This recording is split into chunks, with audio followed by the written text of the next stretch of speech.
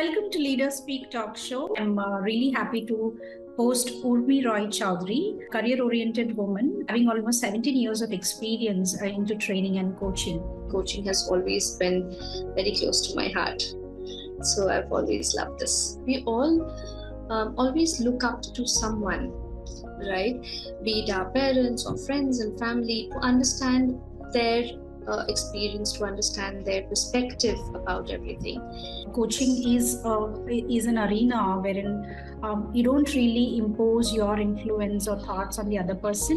You allow them to let them be and then optimize their full potential. Life coach, career coach, communication coach are something that people don't connect with.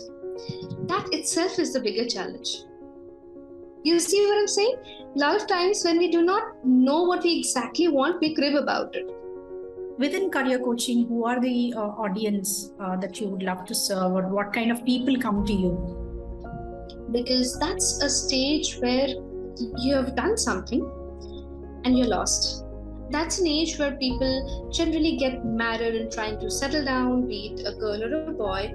They move from the mode of only salary to the mode of stability in the company. They look at security, they look at their networking and a lot of other things that is required as a working professional.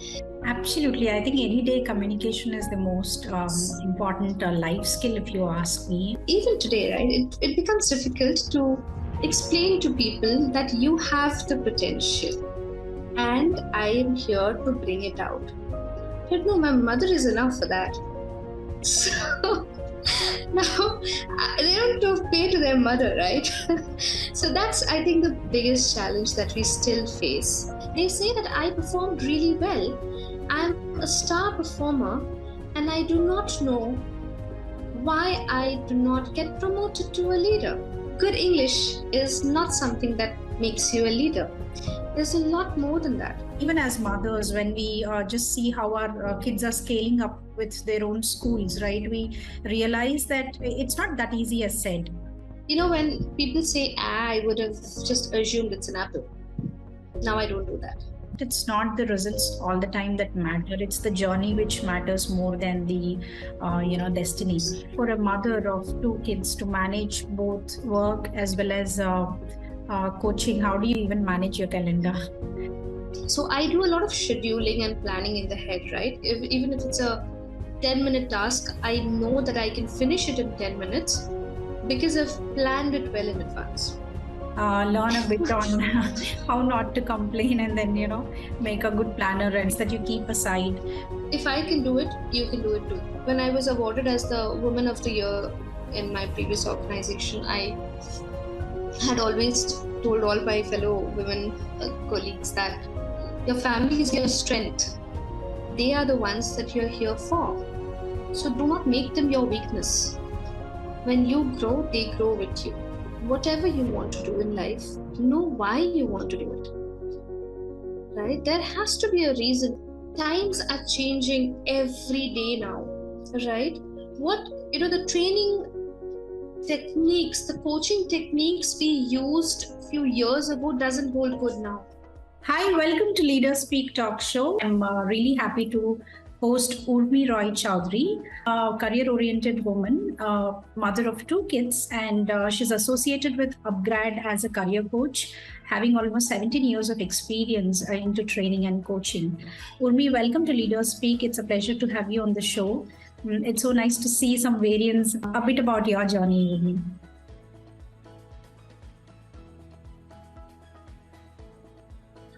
Thank you, Aishwarya, firstly to have me here and welcoming me so nicely, and it's so sweet of you. Yes, I have been in this journey for over 17 years and it's been an incredible journey. The hardships, the ups and downs which every leader goes through, right? And what I always have seen is that my focus and my willpower has taken me throughout this journey. And coaching has always been very close to my heart. So I've always loved this. So what exactly fascinated you to get into coaching? Well, since childhood, be it you, me, or anyone else, right? We all always look up to someone right? Be it our parents or friends and family, to understand their experience, to understand their perspective about everything. And somehow, as we grow, we kind of try to be pressurized by the social pressures, right? It's about your perspective that I listen to and try to work with your perspective. So this part itself, where I'm trying to figure out what you want rather than putting in my thoughts and my experiences on you, is something that really fascinated me. Kind of fascinated me because coaching is an arena wherein you don't really impose your influence or thoughts on the other person. You allow them to let them be and then optimize their full potential. So I got encouraged to be a part of this coaching industry. Being into the coaching industry for so many years, I would love to hear from you. How was your experience been, and what were the ups and downs that you had in this journey?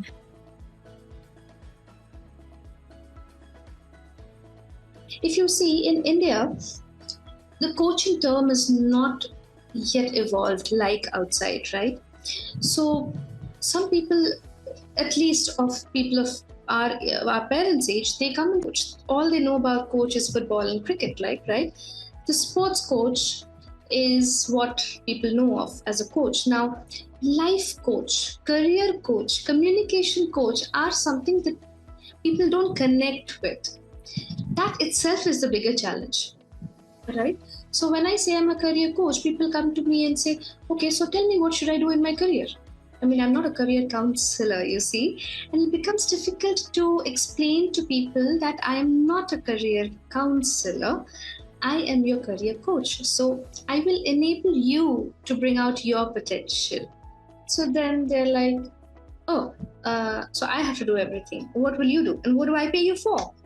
Right? And then it is difficult to, even today, right? It becomes difficult to explain to people that you have the potential and I am here to bring it out. But no, my mother is enough for that. So now they don't have to pay to their mother, right? So that's, I think, the biggest challenge that we still face as coaches.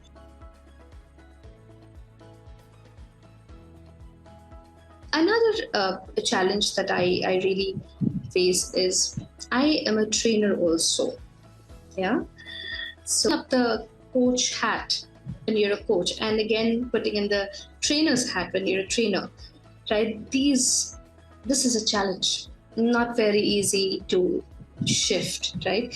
So what I usually do is I only take up coaching first, and only if the person needs training, I tell them right in the chemistry meet itself that, boss, I'm going to first coach you, but I'm not going to tell you anything, right? And later, if you need training, that is when I'll put up the trainer's hat and then train you, and then I'm not a coach. Don't tell me to be both together. That's going to be difficult because we also have our own challenges, right? Another very important thing is when their emotion gets to us. See, when people understand that, okay, so we can tell all our problems to our coach. So taking in problems all day, not an easy job, you see.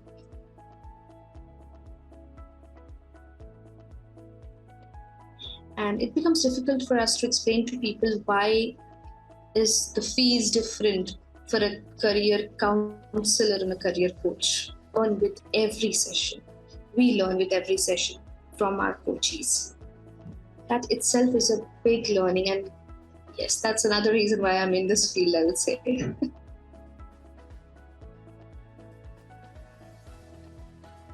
I think I'm able to relate to a lot of what you said because, to differentiate the service or the kind of value add that a coach can bring onto the table.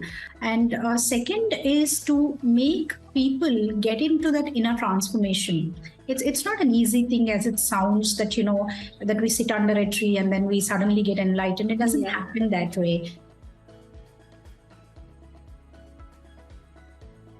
It's a very scientific way of getting into a transformation mode, and it also needs a lot of inward journey. We just be alongside of them.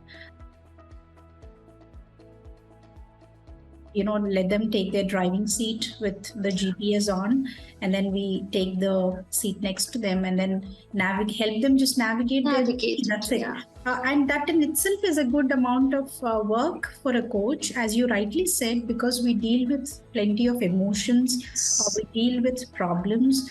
At the same time, we cannot give them solutions. We have to make them figure out the solutions. So it's a pretty interesting journey that you have put it across in a very assertive way. But I can completely relate to the flip side of it. So understand that you are into career coaching and counseling. So within career coaching, who are the audience that you would love to serve, or what kind of people come to you?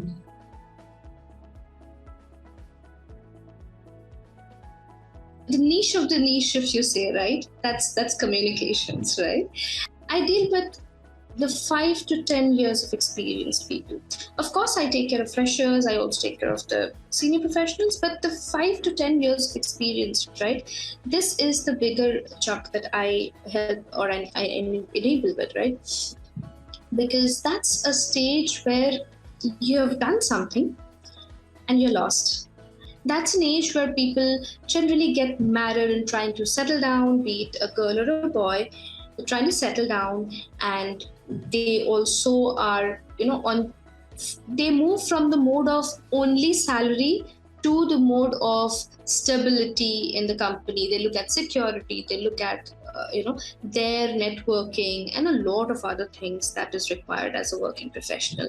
So dealing with these people is really interesting, and I love to deal with the communication piece of these working professionals, because if you get to see, it's all about how we communicate, that really matters. Absolutely. I think everyday communication is the most important life skill, if you ask me. And of course, professionally, it's a sort of skill, no doubt. Pointers on maybe a flash on how exactly communication can shape a person, or any ideas that come on top of your mind. I'll tell you, many students of mine who are in the IT industry, right? So they've kind of got a job because they know Java or C++ or whatever, right? And then they've got the job through campus. And it's been quite a few years that they're here. Now is when they're trying to grow in the company and they do not know how. They say that I performed really well. I'm a star performer and I do not know why I do not get promoted to a leader. There's someone else who comes new to the organization. I have to teach the person, but the person gets a promotion and goes up. And I am just awestruck about the way the person speaks English. And I feel I do not speak good English, and therefore I don't get promoted. And that's where my role comes in, right?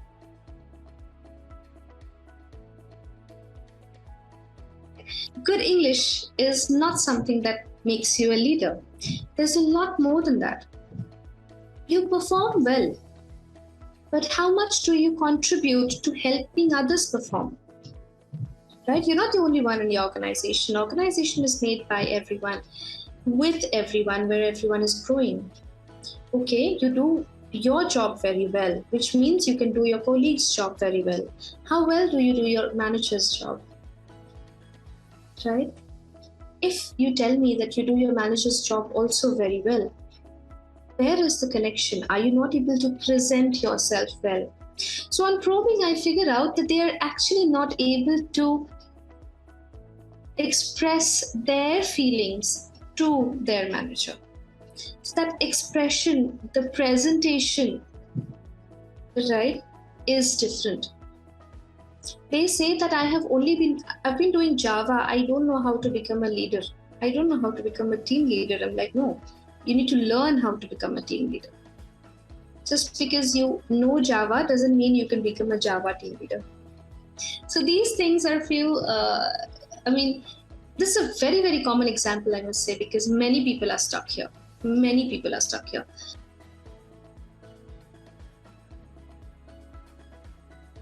They're just, the satisfaction levels are calculated with the number of days they work, number of hours they work, and of course the salary they earn. That's not how it should be going, right? So communicating with your managers, and very importantly, communicating with yourself. And I would really like to bring up here, the other day I was telling my student, right?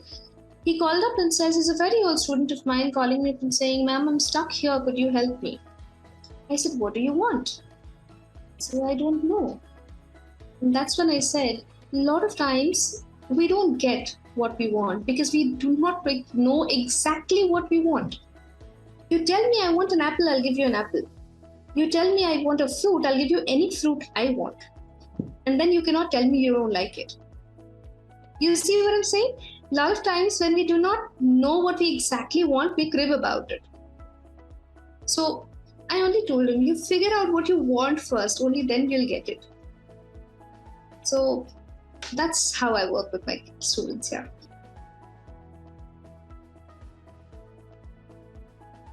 How did coaching help you personally? Yes, of course. It has definitely helped me. Otherwise, I wouldn't have jumped into it, of course. But, when people say, I would have just assumed it's an apple. Now I don't do that. Yeah. So when they open their mouths, I listen to them completely.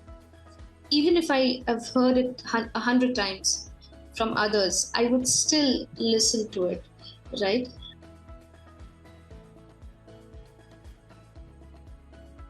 I know when I was young, I've done a lot of things in school. So when my kid comes and tells me something relevant, right? Something similar, I may know what he's trying to say, but I still don't jump into a conclusion. I still listen to him completely, try to understand, right? What is his feelings about it? For example, he comes and says that I'm not happy. He's upset. He comes back from school and he says, "I'm not happy because so and so things have happened," and it's a very, very silly issue, right? So I just earlier, yes, I did laugh it out. Oh my God, you are crying for a silly issue, right? Now I don't do that because now I'm more empathetic towards this feeling that okay, for me it may be a very silly issue. For him, it's not. He's just a small little boy, right? So I kind of sit with him and I just listen to it and try to just pacify his feelings, or maybe just try to understand and empathize. That's all that he wants. And later on, he himself comes to me and says, "Oh, that was a silly issue I was crying about," and that feels nice. I'm like, okay, now this coach works, right? The coach mother works now. So yes, it has definitely impacted. And with the kind of struggle that I have gone through in the past, there was a time when I used to only crib about things, right? Why is this? And like we all say, God, why did you do this to me? And I think being a coach, this one thing has changed when I don't crib anymore. I feel I feel at peace, content. I don't jump around, or I don't, jump into conclusions, or I just don't complain anymore. That chick thing is no more there, and I'm completely content, at peace of mind, always, irrespective of whatever happens, and I'm able to get into solutions quite easily, and that smooth journey is there.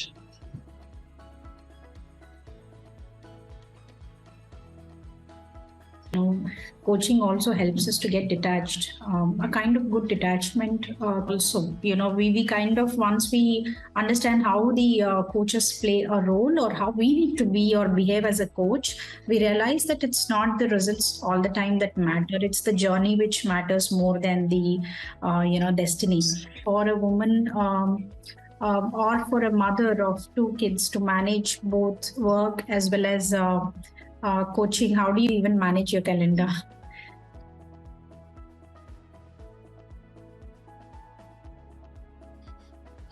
Well, I really take pride in saying that I'm very good at time management. So I do a lot of scheduling and planning in the head, right? Even if it's a 10-minute task, I know that I can finish it in 10 minutes because I've planned it well in advance. So it's like that. So Saturday, Sundays, I usually do nothing apart from spending with my kids, and of course taking them out and helping, doing the household chores. But Monday to Friday, they are busy with school and studies, and I'm busy with my studies. And like we discussed, I'm doing my doctorate in management studies right now. So it's important that I study as well. Writing a thesis, organizational coaching is my research paper, so not a very easy one. But doing research and all, it definitely takes a lot of time. So what I do, a very easy trick that I use is Monday to Friday, right? Every day I have office. So I work right from 7 o'clock when I send them to school. I get up at 6 o'clock. When I send them off to school, after that, I do my exercises and all. And I start my work right in the morning, right? And I finish off my work by evening. In between, when they come back from school, I spend some time with having lunch. And by evening, every day evening, Monday to Friday, I have one thing to do. For example, Monday, I will study. 6 to 8 or 6 to 9, I will study. Tuesday, 6 to 9, I will do some other content development work. Wednesday 6 to 9 I will study again. So this is how I have segregated my time. And Friday evening onwards till Sunday I do nothing, right? I've left it free for any kind of ad hoc work that comes in throughout the week. So if someone says this needs to be done, I'll tell them, okay, I'll do it on Friday evening. Yeah.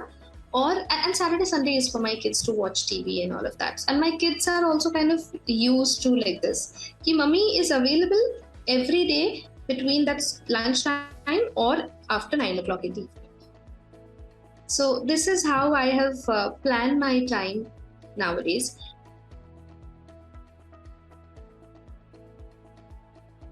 I'm a single parent, right? And I have brought them up all alone when they were 1.5 and 2.5 years old. Since then, I've brought them up alone.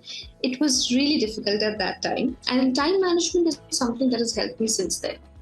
So when I used to work and they would come, Mama, and obviously at that time they wouldn't understand, right? So when I used to work something on the laptop, I used to do 3 jobs then to manage my finances.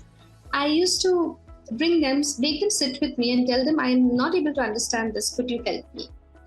They take this book and a pen, see something on the laptop that I'm doing, and you write it down and try to explain to me what's happening.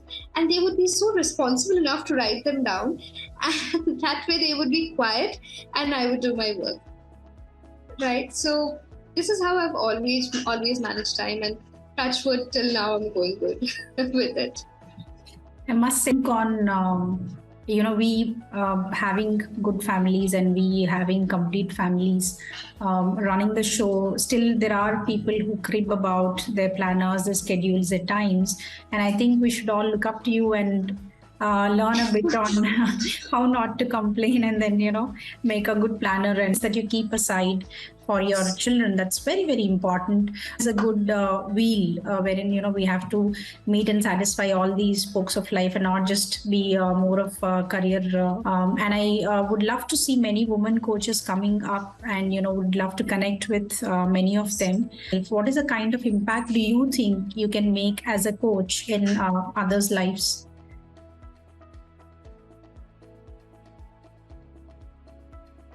See, very simple, right? If I can do it, you can do it too. So I don't have any big thoughts or anything. All I know is if you want to do it, you can do it.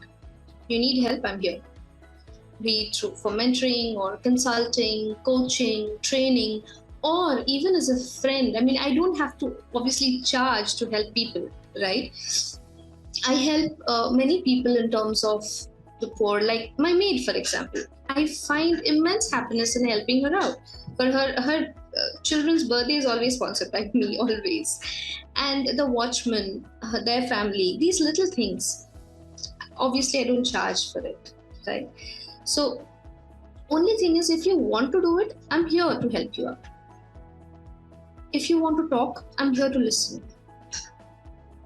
The only thing is, you have to want to do it. I know how to find solutions because the way I have found solutions in everything. If not anything, I can at least tell you what I did so you can find something from there.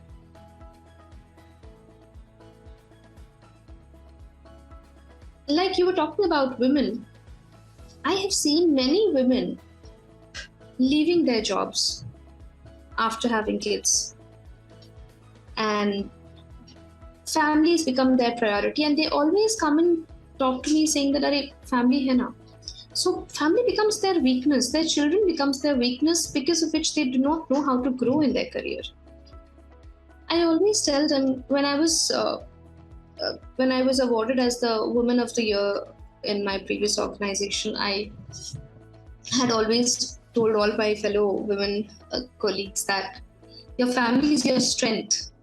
They are the ones that you're here for. So do not make them your weakness. When you grow, they grow with you. Right? That's what I always have, and that's my vision always. I also, when I went through your profile, it's full of learning.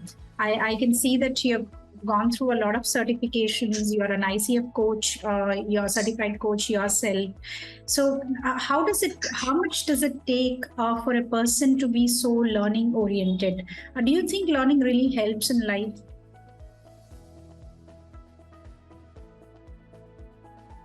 I wouldn't say that when I was a school student, I was very studious, fun and all. No, nothing like that. I was not a very good student. I was always an average student. But now I do a lot of reading, I do a lot of learning, because times are changing every day now, right?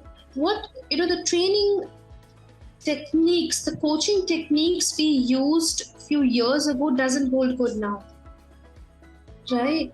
So it's important that I keep on updating myself, just like any other software, right? I have to upgrade myself to be at par with the market. So when a person is talking to me, I understand where are they coming from. Now, when I say 17 years, which means I've grown old now, right? And when these people who are in their 20s come to me telling me that this is what my problem is, it'll be very difficult for me to understand if I continue with those old techniques. So being at par with the market is very important in this profession. That's one. Secondly, being a trainer, I would say, also means a lifelong learner. Being a coach also means a lifelong learner. And I will not be able to learn if I do not have the inclination towards that, you see. It's easy to say that I'm a coach, but when you sit in front of me, giving me all unique problems of life, I become a continuous learner. I need to learn, and it takes a lot to take in unique problems from each coachee and each trainee, right? Understand that on the head and empathize and give it back, or help or enable the person.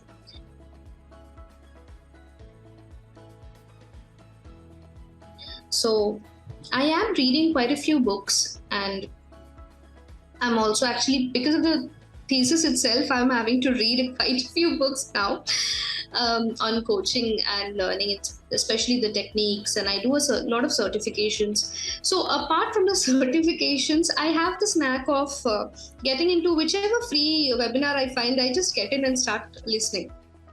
It gives me a lot of learning, and there's every webinar I get into, something or the other I'll find out that I can learn, which is good. Yeah, the quest is never ending to learn. Yeah. I think all of us as coaches in common share one value, which is continuous improvement and learning. Yes. Because as and when I interacted with other coaches as well, I do realize that this is one connecting dot between all of us, that, we love to upgrade ourselves. We want to be always be aware of what is happening around. And then we just want to be there so that we can help others also to get the right solutions. right? It keeps us in the right frame of mind, as well as equips us with the required skills and knowledge to help others.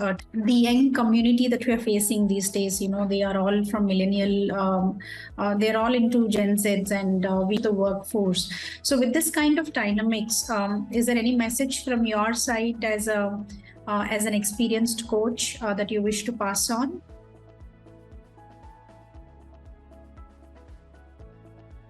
There are two things actually. One is, whatever you want to do in life, know why you want to do it. Right? There has to be a reason, even if you are getting this job through campus placements. Why do you want this particular job? Just because it'll give you that appointment letter, just because it's the salary, or is it something bigger?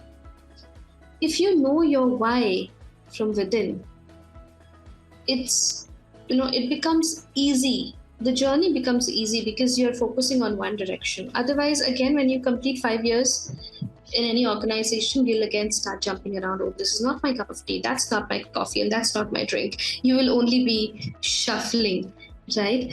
And that's where, and career is one part, be it a male or a female. Career is one part. If you're not happy here, you cannot be happy in your personal life also.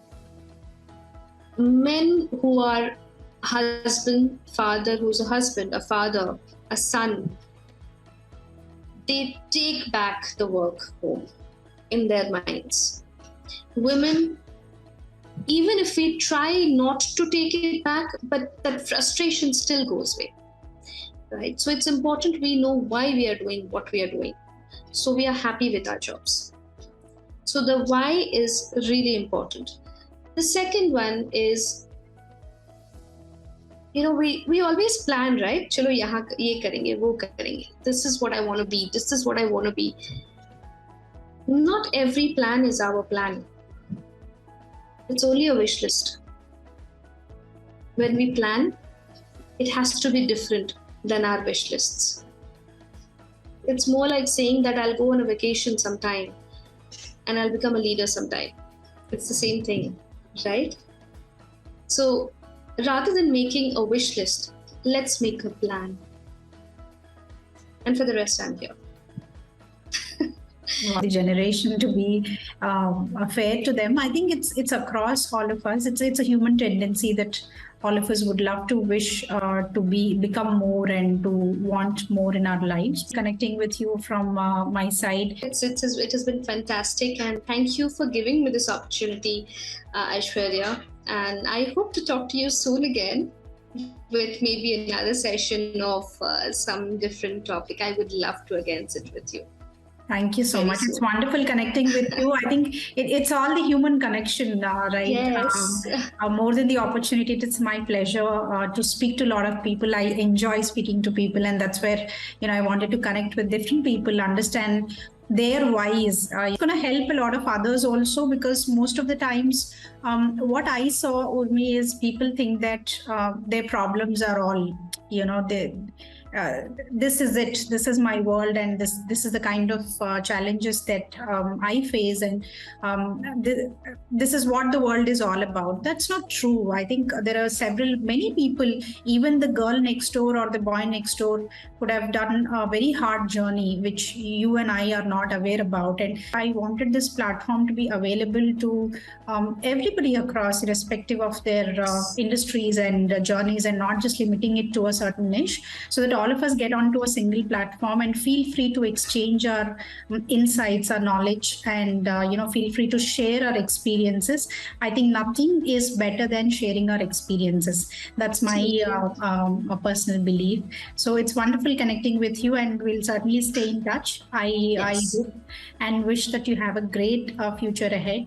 I wish you great success. Thank you, Aishwarya.